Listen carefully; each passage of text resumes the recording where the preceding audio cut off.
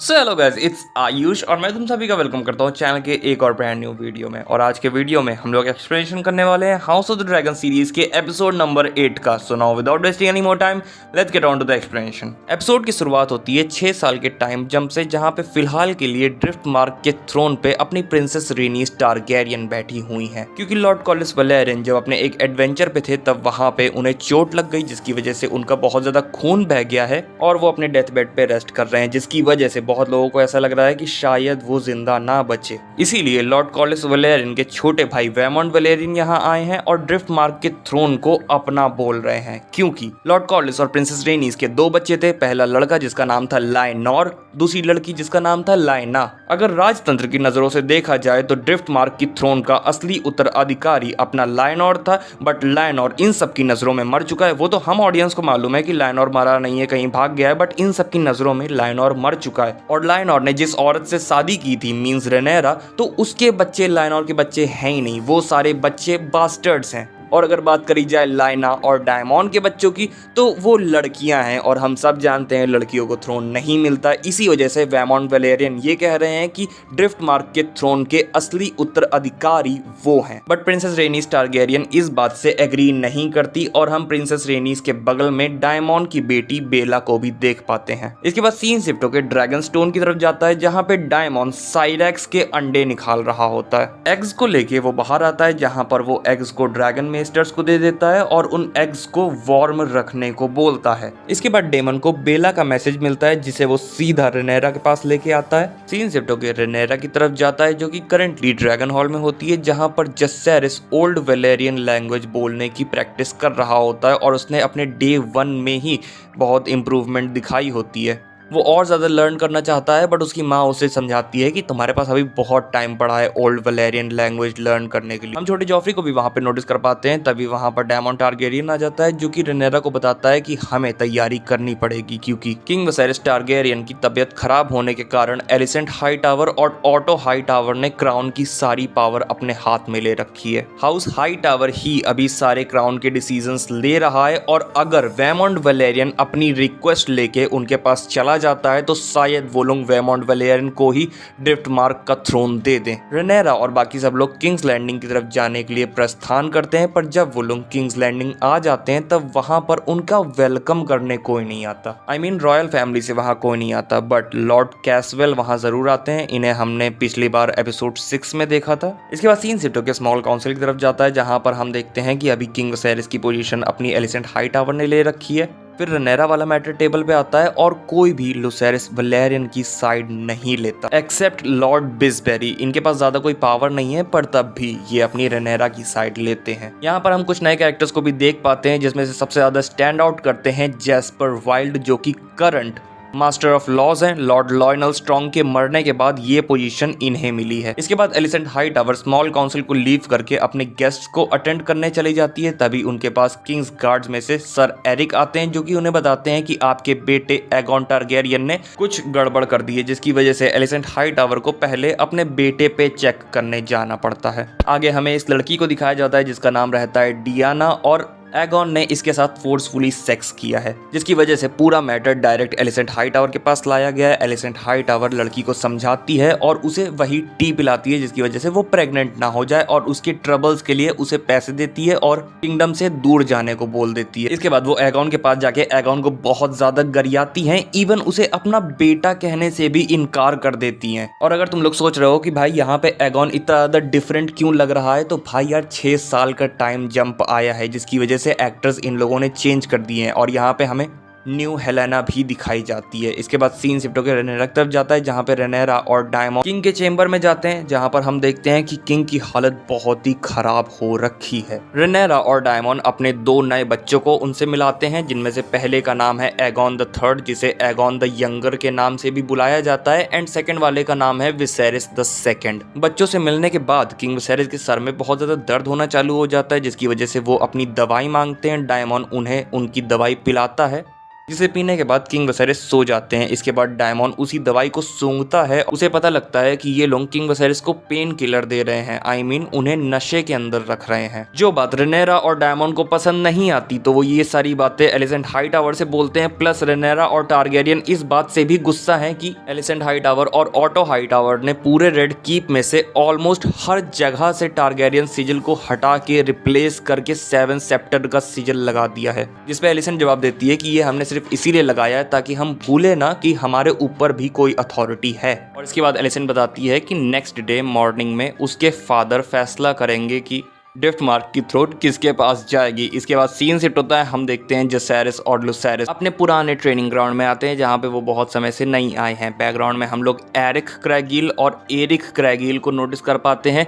और ये दोनों कैरेक्टर्स को याद रखना क्योंकि आगे जाके ये दोनों कैरेक्टर्स बहुत ज़्यादा इंपॉर्टेंट रोल प्ले करेंगे। और मुझे मालूम है कि ये दोनों कैरेक्टर्स के नेम कन्फ्यूजिंग है, बट बस यही है भाई, कन्फ्यूजिंग ही नेम्स हैं इनके। ट्रेनिंग ग्राउंड में क्रिस्टन कोल और एमॉन टारगेरियन फाइट कर रहे होते हैं। एंड यस, यहाँ पे एमॉन टारगेरियन के भी एक्टर बदल गए हैं। और भाई बोलना पड़ेगा, ये न्यू एमॉन टारगेरियन का लुक बैडएस है। वेल, फाइट में एमॉन टारगेरियन जीत जाता है। एंड इसके बाद हम देखते हैं कि अपने वेमॉन्ड वलेरियन रेड कीप में आ चुके हैं। इसके बाद सीन शिफ्ट होता है। हम देखते हैं स्मॉल काउंसिल में वेमॉन्ड वलेरियन अपनी एलिसेंट हाईटावर को बोल रहे होते हैं कि अगर आपने मुझे जिता दिया, अगर आपने मुझे ड्रिफ्टमार्क का थ्रोन दे दिया तो मैं हमेशा आपके साथ लॉयल रहूंगा। इसके बाद सीन शिफ्ट होकर प्रिंसेस रेनीस टारगेरियन के ऊपर चला जाता है जो कि रेडवुड ट्री के पास में खड़ी होती है। तभी उनके पास रेनेरा टारगेरियन उनसे मिलने आती है और उन्हें समझाने की कोशिश करती है कि देखो मैंने आपके बेटे लैनोर को नहीं मारा है। और इसके बाद रेनेरा उन्हें ऑफर देती है, प्रपोजल देती है कि क्यों ना हम बेला वलेरियन और लुसेरिस वलेरियन की आपस में शादी करा दे, जिसकी वजह से बेला ड्रिफ्टमार्क के थ्रोन को रूल कर पाएगी। जो कि है तो एक काफी अच्छा ऑफर, बट प्रिंसेस रेनीस टारगेरियन अभी भी थोड़ा समय मांगती हैं इसके ऊपर सोचने के लिए, क्योंकि प्रिंसेस रेनीस टारगेरियन यहाँ पे अपना केस लेके भी आई हैं। इट मींस उन्हें भी ड्रिफ्टमार्क का थ्रोन खुद के लिए चाहिए। बट तब भी वो रेनेरा को बोलती हैं कि वो उसके ऑफर के बारे में सोचेंगी। इसके बाद सीन शिफ्ट होकर रात की तरफ जाता है जहां पे रेनेरा टारगेरियन अपने फादर किंग वसेरिस के पास आती है और उनसे पूछती है कि क्या एगॉन द कॉन्करर का dream of ice and fire सच है। बट किंग वसेरिस उसका जवाब नहीं देते क्योंकि पहली बात उनकी हालत ऐसी नहीं है कि वो जवाब दे, और दूसरी बात उनकी ऐसी हालत की वजह से उनकी मेमोरीज भी खराब हो चुकी हैं। इसके बाद रेनेरा अपने फादर से उनकी हेल्प मांगती है कि आपने मुझे 7 किंगडम्स और आयरन थ्रोन का उत्तराधिकारी घोषित किया था और अब मेरा ये क्लेम खतरे में है, तो प्लीज़ फादर मुझे प्रोटेक्ट कर। इसके बाद सीन शिफ्ट होकर मॉर्निंग की तरफ चला जाता है जहाँ पे हम देखते हैं कि सारे मेस्टर्स हमारे किंग वसेरिस के चोटों पे दवाइयाँ वगैरह लगा रहे होते हैं, स्टिचेस वगैरह कर रहे होते हैं और अपने किंग वसेरिस ऑटो हाईटावर को बोलते हैं कि एक डिनर का प्रबंध किया जाए, मेरी पूरी फैमिली आज एक साथ डिनर करेगी। इसके बाद सीन शिफ्ट होके थ्रोन रूम की तरफ जाता है जहां पर आज ड्रिफ्टमार्क के केस की सुनवाई होने जा रही है और इस केस को ओवरसी करेंगे अपने ऑटो हाईटावर। इसके बाद पहले सामने बोलने आते हैं वेमॉन्ड वलेरियन जो कि बोलते हैं कि अगर मुझे ड्रिफ्टमार्क का थ्रोन नहीं मिला तो मेरी पूरी ब्लड लाइन खराब हो जाएगी, मैं ही ड्रिफ्टमार्क के थ्रोन का असली उत्तराधिकारी हूँ। रेनेरा बीच में बोलने की कोशिश करती है बट एलिसेंट हाईटावर उसे चुप कराती है और बोलती है कि तुम्हें बोलने का मौका मिलेगा।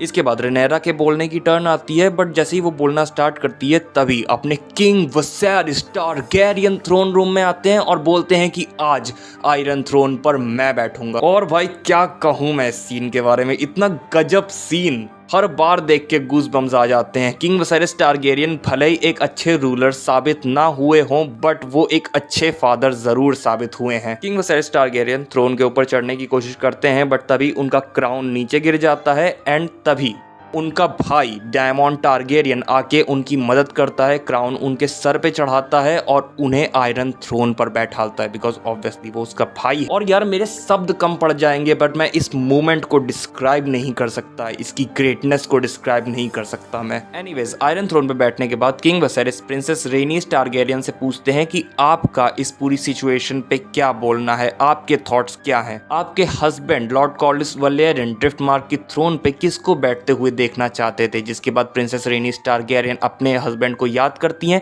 एंड बोलती है कि हाँ मेरे हस्बैंड तो लुसेरिस वलेरियन को ही ड्रिफ्टमार्क के थ्रोन पे बैठते हुए देखना चाहते थे। तो किंग वसेरिस बोलते हैं कि फिर डिस्कस करने वाला क्या है, मैटर सॉल्व हो गया। बट वेमॉन्ड वलेरियन को ये चीज़ पसंद नहीं आती और वो रेनेरा को उल जलूल चीजें बोलने लगते हैं, उसके बच्चों को बास्टर्ड्स बोलते हैं और उसे एक होर बोलते हैं, जिसे सुन के किंग वसेरिस कहते हैं कि इस चीज के लिए मैं तेरी जुबान काट के रख दूंगा। बट उतने में ही डायमॉन वेमॉन्ड का सर आधा काट डालता है। एंड यार इस सीन के बारे में क्या बोलूं, अगर तुम लोगों ने यूट्यूब पे या फिर इंस्टाग्राम पे कभी भी हाउस ऑफ द ड्रैगन के एडिट सर्च करे होंगे तो ऐसा हो ही नहीं सकता कि तुम लोगों को इस सीन की एडिट ना मिली हो। और भाई मतलब गूदा देख रहे हो बंदे का, सबके सामने सर काट के रख दिया। वेल एनीवेज, इसके बाद सीन शिफ्ट होता है, हम देखते हैं रेनीज वेमॉन्ड की आधी कटी हुई डेड बॉडी के सामने होती है। यहाँ पे हमें एक नए कैरेक्टर मास्टर ओवेल से भी इंट्रोड्यूस कराया जाता है, मेस्टर ओवेल से भी इंट्रोड्यूस कराया जाता है, जो कि आगे जाके सीरीज के अंदर एक इंपॉर्टेंट रोल प्ले करेंगे। रात को डिनर रखा जाता है, किंग वसेरिस चल नहीं पाते हैं तो उन्हें उठा के डिनर टेबल के पास लाया जाता है। किंग वसेरिस का पूरा परिवार डिनर टेबल पे बैठा हुआ होता है, तो किंग वसेरिस अपने पूरे परिवार को स्पीच देते हैं कि मैं तुम सभी का कुछ ना कुछ लगता हूँ, मैं किसी का ब्रदर लगता हूँ, किसी का